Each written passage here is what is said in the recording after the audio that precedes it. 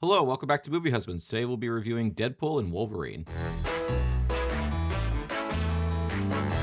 Deadpool's peaceful existence comes crashing down when the Time Variance Authority recruits him to help safeguard the multiverse. He soon unites with his would-be pal, Wolverine, to complete the mission and save his world from an existential threat. The film was directed by Shawn Levy and stars Ryan Reynolds and Hugh Jackman and many, many more. We haven't reviewed a Marvel movie in 3 years? It's been a while. The last movie we reviewed was Black Widow. And I think it got like 28 views. So we'll see how a Marvel review does this go around. And by the way, do not go back and watch the Black Widow review. It's probably not good. I haven't seen it in a long time, but we've improved a lot. We've improved a lot. Don't watch it. Anyways, I personally love Marvel movies. Obviously, Marvel has its ups and downs, and not every film is spectacular. Deadpool is now in the Disney bubble since Disney has purchased Fox Searchlight Pictures, and with that, the X-Men franchise and Deadpool. So here we are with Deadpool and Wolverine. And with that, the Deadpool films has a new director, and this time it's, as you mentioned, Shawn Levy. Levy is known for directing films such as Cheaper by the Dozen, Pink Panther, the first three Night at the Museum movies, and he has also recently worked with Ryan Reynolds in a few movies. These are all movies I just love, by the way. Oh, yeah? No. Oh. I love the Night at the Museum movies. Big fan of Free Guy. Yeah. I mean, I haven't watched them in years, but... Loved Free Guy. I did not see Free Guy, actually, so I can't really comment on that. While comedy is something that Levy is definitely well vested in, I will say that his filmography is filled with what I would call maybe more family-friendly fare. Like, lots of the comedy is just meant for a wider audience than a Deadpool movie would be. Yeah. So I would say, in that sense, directing a Deadpool movie is a little bit of a departure for him. This movie is much more violent. It's much more bloody. It's much more raunchy in nature. And the Deadpool films themselves have a habit of being very meta, making jokes about the studio or breaking the fourth wall, for example. Following Disney's purchase of Fox Searchlight, as I mentioned earlier, I think naturally people would question how a new Deadpool film would fare comparatively to its predecessors. Would it be toned down in any way? Would Disney allow the same display of bloody violence? And on a positive note, I would say the film is just as raunchy and bloody as its predecessors. I think Disney's purchase of Fox and the state of the Marvel Cinematic Universe in general provided plenty of ripe comedic avenues to pick from, and I was pleasantly surprised how much I actually enjoyed the film. I thought the jokes were sharp, I thought they were piercing, and I thought they didn't really hold back. Some jokes blatantly call out the current mess and inconsistency in the Marvel Cinematic Universe, and others about what Disney will or will not allow. There's a great running gag with the woman that plays a blind lady in the movie, and they're going back and forth about like different types of what a drug is called and what they can possibly get away with while listing every single drug under the sun anyways. Mm-hmm. It was a way of basically defying what I guess Disney would allow or not allow, but at the same time, it seems like Disney allowed it. Yeah, I think that's why it's a kind of a stupid joke, but whatever. Yeah. I'll get there. In terms of Deadpool, that's the way these movies go. I don't think there was anything really inconsistent from the previous movies to this movie, and that way I didn't really expect anything different, and I didn't really get anything different. That could be both a positive and a negative depending on the viewer. Gosh, I think so many things about this movie, even like as I'm so unmoved by it. The easiest reviews for me are when I absolutely love something or I absolutely hate something, and I very distinctly did not love this, but I didn't hate it. It's an absolute barrage of jokes, like scatological boner jokes to all the way to like winky winky, we're in the movie, and like type of stuff that we're used to from Deadpool, breaking the fourth wall. There's a bit or two where they break the fourth wall about breaking the fourth wall, which is metafiction on metafiction. So I'd say like 20% of the jokes landed with me, which might sound low, but there's a lot of jokes. It does have a fairly high hit rate of making me laugh or making the audience laugh, considering the frequency of them. Ultimately, though, I do think this film is pretty hollow. Like, it feels like a summary of Reddit posts and Deadline headlines from like the past 3 years of Marvel. And basically the joke of it all is that they're admitting that something is going wrong with the MCU, all while seemingly doubling down on the multiverse that's the problem in the first place. Here's the thing. The jokes don't really work without an underlying admission that the MCU's grand inauthenticity and distance from its audience can only be counteracted by an equally blatant comic irony. It feels like Deadpool is reading headlines from the past 4 years of pop culture related to the MCU, think pieces and weaponizing that bluntness as a joke. It kind of feels too little too late, because just like in other films and IP culture, they cannot resist this parade of cameos, even if those cameos are treated more as toss-asides rather than inside jokes, in my opinion.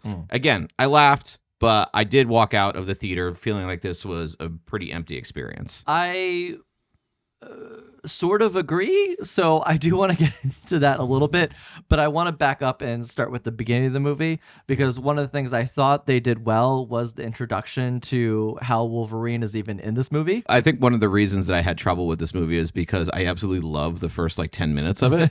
And then it was like all downhill from there for me. But like I laughed the most during the opening credits, oddly. The movie needs to explain why Wolverine is coming back as he died in Logan. The purpose of doing so was basically utilizing this corpse of Wolverine from this specific timeline. It's a great fight sequence that brings in credits as well, using the metallic bones of his body, and I thought it was very creative. I just want to say quickly that like Logan is such a special film, not only to me, but to like so many people, that I had to appreciate the real in-your-face audacity of literally making a mockery of the death that made people cry and got an Oscar nomination. The audacity of that was so funny. Like, it was literally dancing on the grave of a bunch of expired IP. And I just thought that was audacious and funny. I thought it was a really great way of setting the tone of the film. And it really made a point to tell the audience that we're not here to simply retcon his journey and his death, which is where I think it falters later on. So I do agree with you. I think this opening is really good, but what they do with this, I think, is pretty messy. And to explain that further, I think that I just don't think there were any stakes in this film. I felt absolutely nothing emotional for the return of Wolverine. I felt like his character didn't really have much to offer in the film besides the lessons of sacrifice that he had already learned in Logan. I feel like if you're going to bring back a legacy character, you really need to give them something new to grapple with. That's not to say that I don't think Marvel can't do this. I think Loki is a great example of Marvel being able to use the multiverse as a vehicle for dissecting existential crisis and our place and purpose in an ever-expanding universe. And I think Spider-Man Far From Home properly used the nostalgia of its legacy Spider-Man to both tie up some loose ends, a la Andrew Garfield in Saving MJ, and their experiences offering a different path forward to the current Spider-Man. So there was something new to learn or a lesson to gain from that and their purpose in the film. I just don't think that was done here at all. Gets abandoned to just bring his character back so they can bicker and fight and be raunchy. And that goes a little bit to what you were saying, how the film does feel a little bit hollow from a purposeful standpoint. Yeah, I agree with you. And I think that people will probably tell us that we're missing the point here, but I just did not find the story very compelling. It's essentially a thin structure of a plot that is made to introduce cameos and laugh lines, in my opinion. I'm sure many fans wouldn't have a problem with that, but again, to me, it's kind of a hollow exercise. It feels as if like the void that this thing that they came up with is like this perfunctory invention to make nostalgic laugh lines out of random characters. In a lot of ways, I think the film is trying to have its cake and eat it too, because it has that Wolverine tragic backstory that's slowly revealed that you were talking about. It seems like they're going for a genuinely emotional beat that's very tonally out of place, in my opinion. I don't think you can argue that it is a supremely disjointed film. It's just a matter of if the benefits of that disjointedness outweighs the spastic fragmentation of it. So now here's where I know where someone only watched half of our review, because I'm going to say a few nice things about this film. Hugh Jackman is a very good actor. Yes. And his talent is a little wasted in the film, I would argue, but it's almost like he's in a different movie from the start. But nonetheless, I think he sells the backstory. The backstory is not very good, but I think he acts it like supremely well. I didn't feel much during his sad monologues, but that was more due to the scattered nature of the film rather than Hugh Jackman as an actor. I said this to you on the way out, but I thought Matthew Macfadyen was really funny in this movie. He's just that kind of like slippery, squirmy villain who makes jokes and is funny because of how much cowardice he has within himself. I thought he was really, really well used in the film as well. I do think Hugh Jackman and Ryan Reynolds have really good chemistry on screen. The comedy plays off well when they're fighting. I do think those fights maybe get a little bit tiring and old at some point. Yeah, they do it like 3 times. Yeah. And I will say the one in the Honda Odyssey is probably the funniest one. Yeah. And also, I was really weirdly in on the Honda Odyssey jokes. I don't know, like, I have no experience with the Honda Odyssey, but I thought that running joke was like weirdly hilarious. And going from there's a few other characters I do want to talk about and mention, but I do think we're going into spoiler territory with this conversation. If you haven't seen Deadpool and Wolverine, I mean, most of the... I was going to say, we're the last people on Earth to see this movie. We saw it like yesterday. We were on vacation in Greece. Okay, yeah, we were in Greece, so we saw it like 6 days after it opened or Yeah. something. So But anyway, so that's why this review is late. But spoilers if you haven't seen it yet, but everyone has seen it. so, anyways, Chris Evans shows up. I thought it was a great way for his character, or not his characters to come back, but his acting abilities to come back, because Yeah, totally. he is coming back as Johnny Storm from his Fantastic Four character. He seemed like he was having so much fun jumping back into such a cocky, big-headed role, one that was very completely the opposite of somebody from the likes of Captain America. What's interesting is I think I kind of go both ways on the cameos. One of the common criticisms I can imagine in the comments section is like, Geoff, this movie wasn't made for you. It was made for fans who are happy to see many of these Fox era characters. I guess I want to say to those people that, like, I feel you. Like, yes, if I had a connection to those stories, I would probably feel more engaged with the subject matter. But I'll tell you something that I do have an immense passion for, which is the Blade movies. So this excitement was replicated by me when Wesley Snipes showed up as that character again,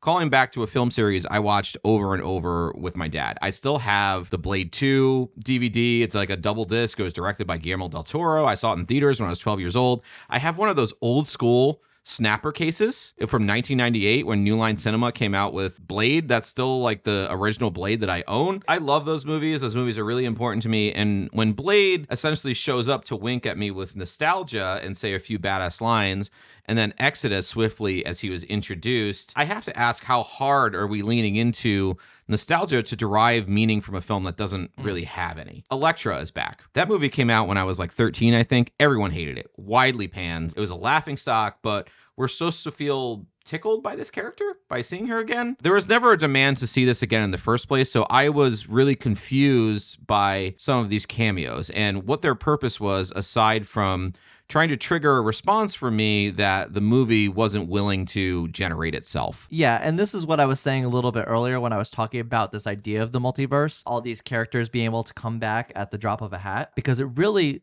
lessens the stakes of the purpose of the characters themselves. For example, if you could just bring Tony Stark back in any other timeline, what was the purpose of his death to begin with? Mm-hmm. It almost negates his death because it seems meaningless because his character just exists somewhere else in the multiverse. Mm-hmm. I think this film shows the ways in which maybe you shouldn't do it. Yeah, no, I agree with that. A couple of other things that I will say that I love. I thought Dogpool was absolutely adorable and Very hilarious. Cute. Yeah. I would also say that I really love the score. Oh, I didn't. You didn't like the score? I didn't clock the score a single time, which to me tells me I didn't like it. But okay. Anyways, I really love the score. The film really employs like all these late 80s and 90s hits, which made for a lot of these scenes that almost felt Guardians of the Galaxy in a way. There's a lot of montages of fighting with these tracks. Oh, I'm sorry. You're talking about the soundtrack. Yeah, sorry, soundtrack, yes, not the score. soundtrack My is apologies. great. Yes. Okay, we're good now. Yeah, I agree with you. Sorry, the soundtrack right. was wonderful. I meant to say the soundtrack. My apologies. I like the soundtrack too. I thought the soundtrack was really good. And every time I was about to like completely check out from the movie, they would bring in a new song and I would suddenly be into it. All right, so you're ready to go to grades? I am. I'm going to give this movie a C+. I know that I'm a grumpy old curmudgeon about comic book movies, and I know I perhaps take them a little bit too seriously, but it's because I respect films, and I do respect comic book films as a medium, that I expect some level of craftsmanship beyond what I'm seeing here. And frankly, Marvel and big budget entertainment in general can deliver those things. You look at Furiosa, you look at the 3 Captain America films. Ultimately, I think like all of Shawn Levy's movies, this is pretty flat to look at. The jokes mostly hit. The story is one of the least involving, I would say, that Marvel has done lately. It's not offensive. It's not horribly bad, but I just don't simply feel like it's the best version of itself. I give this movie a B, which is weird because I agree with a lot of what you said. I think I just don't care as much. I was going to say, I think what we look for in film and what's important to us is just way differently. Yeah, and also my expectations going to this movie were probably widely different because I just expected a Deadpool movie, and that's exactly I also expected a Deadpool movie. Yeah. From what Marvel has done in the past, I expected more from this movie because I know they can do it. You haven't seen Loki, but no. I thought Loki did a fantastic job of handling these concepts. The way Loki handles this is it's really dealing with life being meaningless, but also showing that there's still meaning and purpose in his own life. I like the first half. Yeah, of course you do. I thought it was really a great building of this multiverse narrative that Marvel was leaning into right from the beginning. Unfortunately, I think they faltered on that completely since then. But I thought they were starting out very strong. I would recommend seeing it at some point. I know you probably won't watch it. I probably will. I mean, there was a certain point, I think, when around the time of like WandaVision, that so many shows and movies were coming out from Marvel that it was demanding so much of my attention that I kind of had to cut off and say, I'm just going to do the top level stuff. I'm going to do the new Captain America movie. Actually looks pretty good. Certainly the Avengers films, but I'm just going to do like the top level stuff. I can't be ingrained on this level. All right, and that's it for Deadpool and Wolverine. Let us know in the comments, what did you think about this film? As always, thank you guys for watching, and we'll see you next time.